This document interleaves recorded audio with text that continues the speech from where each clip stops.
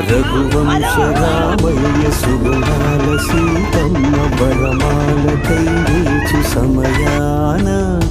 శివధనువు విరిచాకె వధువు మది గెలిచాకె మోగింది కళ్యాణ శుభవీణ కళ్యాణం వైభోగం శ్రీరామచంద్రుని కళ్యాణం.